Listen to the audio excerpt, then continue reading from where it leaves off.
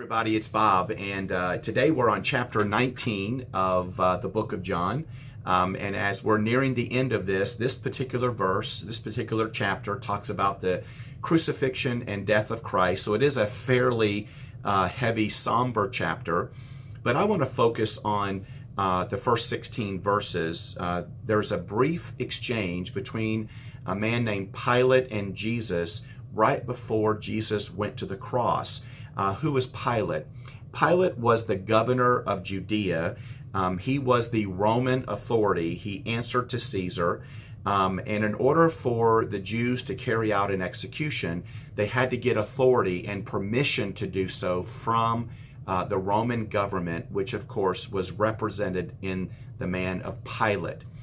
There is a brief one-sided exchange between Jesus and Pilate in the palace. And Pilate, in chapter 19, verse 10, out of frustration, says, Jesus, do you know what kind of authority I have over you? I can allow you to live or I can allow you to die. Jesus very calmly looked at him and said, Sir, the only authority that you have is the authority given to you by God above.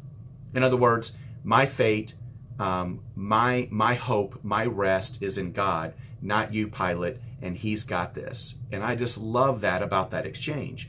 But I also admired how Jesus was able to maintain control during that hot pressure moment in front of Pilate. Now, I don't know about you, but if you've ever been in front of a judge, whether you're innocent or guilty, it's a high pressure moment. And maintaining control is really important. And how did Jesus do it? Well, I propose to you this, that when Jesus came, he knew that he came to sacrifice. But I believe that more importantly, it was because Jesus also deeply understood the why. It wasn't necessarily the sacrifice. It was the fact that he loved so much that he gave. And so that is what gives me hope, is because Jesus not only gave himself, but he did so because he loved me. And that is what gave him the firm foundation. It kept him grounded, even in the moments of true testing and true pressure. So today, as you go through whatever it is that you go through with your family, with your work, with your community, with maybe a relationship that is troubled, always know the why. Always understand what is it that grounds you.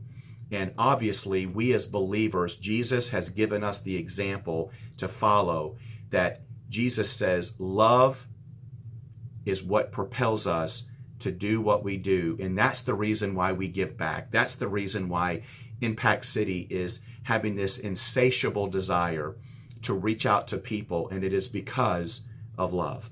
Guys, happy Easter. God bless you, and make today count and enjoy these last few days in the book of John. Have a great day. Bye-bye.